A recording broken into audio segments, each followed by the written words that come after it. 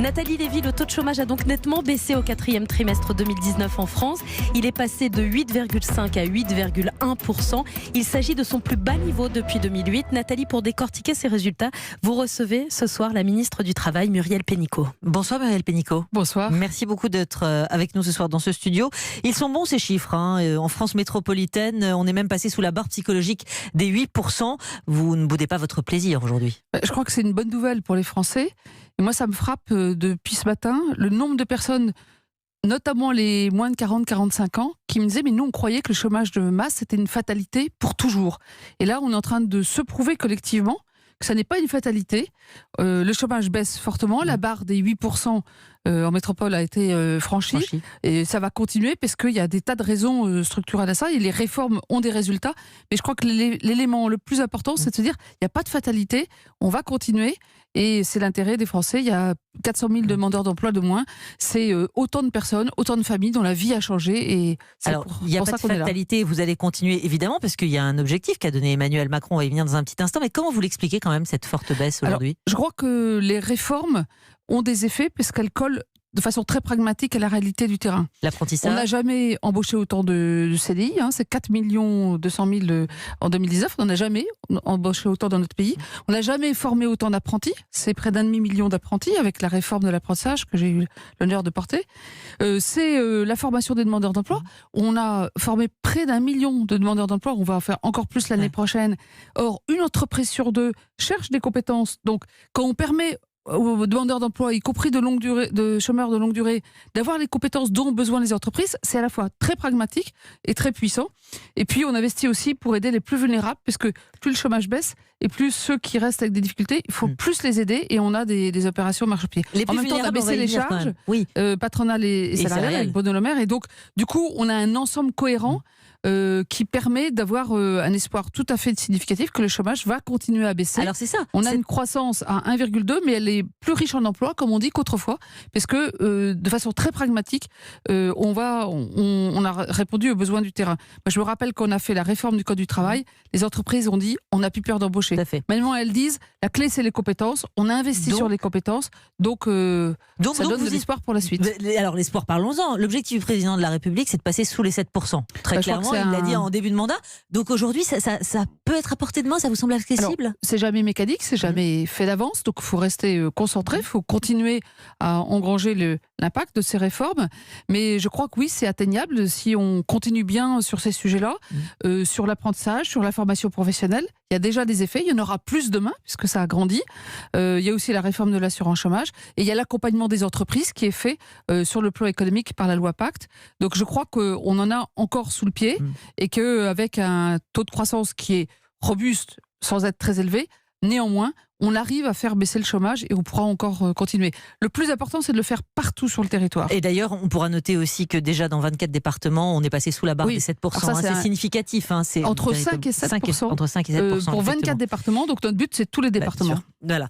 Mais quand même, Madame Pénicaud, que répondez-vous à ceux qui pointent une baisse du chômage trompeuse, qui tient aux radiations, à la réforme de l'assurance chômage qui a durci les conditions, aux fins de droit condamnés au statut d'auto-entrepreneur qui gagnent à peine le RSA? Ils existent aussi. Alors moi, je réponds très concrètement que la réforme de l'assurance chômage, elle commence à se mettre en œuvre depuis le mois de novembre, en janvier et en avril.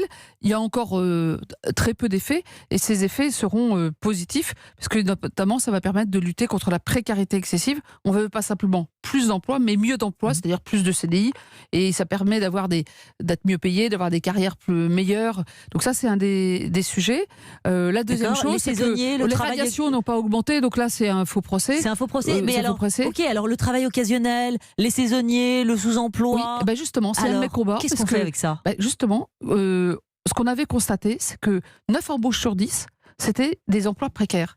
CDD de très courte durée, parfois moins d'une journée, pour un tiers d'entre eux, on marche sur la tête, et de l'intérim court également. Donc, un des buts de la réforme de l'assurance chômage, c'est effectivement de lutter contre cette précarité qui n'est pas justifiée économiquement et qui est terrible socialement. Donc, l'ensemble des mesures qu'on fait, on accompagne de façon très renforcée les demandeurs d'emploi qui ont des jobs comme ça qui sont très précaires pour leur permettre de pouvoir accéder à des emplois durables, plus pérennes et d'ailleurs ils sont en général plus qualifiés et mieux payés. ça va ensemble. On responsabilise les entreprises, parce que les bonus-malus, ça sert à ça, les responsabiliser pour qu'elles aient intérêt à avoir des contrats plus longs. Et puis, on investit énormément sur la formation, 15 milliards d'euros pour former 2 millions de personnes en 5 ans. Et ça, c'est très important parce que les métiers changent et il faut donner sa chance à chacun.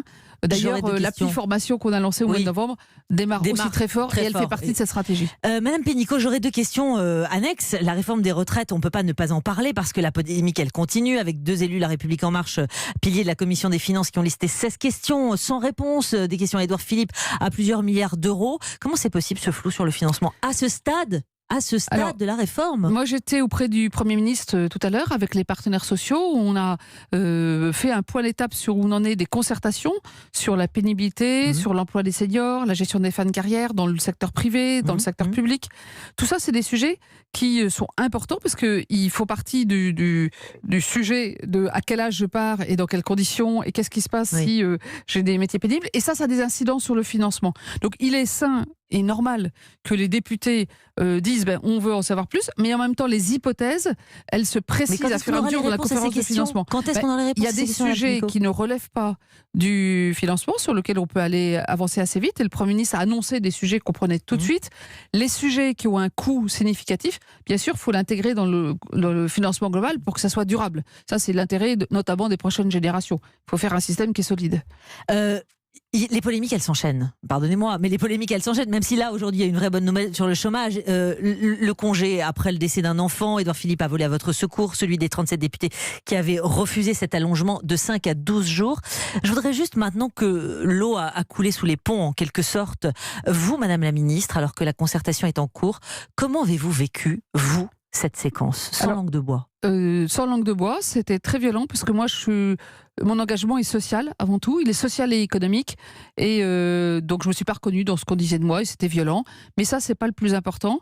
Vous vous êtes posé la question de quitter votre ministère? Un sujet, non, parce que moi, je crois au mandat qu'on a. Je crois qu'on est en train, sur le plan social et sur le plan économique, de faire monter en puissance, monter le pays. Je contribue à ça. Et donc, en revanche, je voulais vous dire que cet après-midi aussi, j'étais avec Adrien Taquet. On a revu toutes les associations. Je peux vous dire que la tonalité générale, c'était, on ne pensait pas qu'on pouvait aller plus loin. En fait, grâce, malheureusement par rapport à ce débat, mais peut-être qu'on est en train de faire quelque chose qui va être beaucoup plus important pour les parents en deuil. Ils le disent tous, ils le saluent. Et moi, je pense qu'à la fin, les polémiques, vous savez, on les oubliera, mais on n'oubliera pas que la nation, elle soutient vraiment les parents en deuil dans ce qui est probablement le plus tragique dans la vie. Et moi, je suis centrée là-dessus, avec Adrien Taquet, avec le gouvernement. Le reste, on l'oubliera. Le reste, on l'oubliera, mais peut-être que Laurent Berger ne l'oubliera pas. Pourquoi il est parti mercredi? Il a claqué la porte. Il dit que tout est déjà plié sur le congé et que de toute façon, on vient lui annoncer des choses, qu'il n'y a même plus de concertation. Et il y a encore demain, il y a un nouvel rendez-vous. Il y a un nouveau rendez-vous des partenaires sociaux. La plupart viennent. Il sera là, Laurent Berger. Ce que je veux dire, c'est que le gouvernement n'a pas pris position, donc rien n'est plié, parce que nous n'avons pas exprimé la position. Les députés, sur les 3 semaines, Madame Pénicaud, on est quand même très avancé. Dans leur rôle, les députés, c'est normal, ils font des propositions, c'est un débat parlementaire. Je rappelle que ce n'est pas une proposition de loi du gouvernement, mais d'un Parlement. Et on est en train de travailler, d'ailleurs, avec différents groupes de l'opposition. Nos députés travaillent de façon transpartisane, parce que, vous savez, sur un sujet comme ça, bien sûr, je crois qu'à un moment donné, la polémique, c'est pas le sujet. Le sujet, c'est comment on est solidaire, comment on soutient ces parents en deuil. C'est la seule chose qui compte. Il sera là, Laurent Berger, de la CFDT, demain, autour de la table? C'est de lui de décider. Un dernier mot, on a peu de temps malheureusement. Mardi, avant-hier, à l'Élysée, Emmanuel Macron tentait de requinquer les parlementaires de sa majorité. Le président avait prononcé cette phrase: si les professionnels, ce sont ceux qui on a viré il y a 2 ans et demi et que les amateurs, c'est vous, alors soyez fiers d'être des amateurs. Hein, vous vous souvenez. C'est pas tombé dans l'oreille d'un sourd, en l'occurrence François Hollande, ancien président de la République. Il a réagi. Il est préférable de savoir de quoi on parle en politique. Je crois que lui répondez-vous? Je crois que les gens ont mal compris cette phrase, puisque qu'est-ce qu'il voulait dire? Il voulait dire que l'irruption de très nombreux députés qui venaient de la société civile, qui n'étaient pas des professionnels de la politique à vie. Et je crois que les Français, ils en ont marre des gens qui font toute leur carrière dans la politique et qui, du coup, ne pensent qu'à être élus et non pas toujours à servir. Et je crois que l'ouverture qui a été très forte, notamment dans la République En Marche, elle apporte quelque chose. Moi, je le vois, j'ai porté 3 lois au Parlement. Je peux vous dire que d'avoir des députés qui parlent de la vraie vie, ça apporte, et c'était le sens de cette phrase. Je crois qu'il a voulu les conforter, que leur expérience de vie professionnelle, personnelle, très diverse, ça a apporté au débat politique. Je pense que c'était le sens de ses propos. C'était le sens de ses propos, nous dites-vous. Merci beaucoup Muriel Pénicaud d'être venue ce soir dans le studio d'Europe 1, ministre du Travail. Merci beaucoup.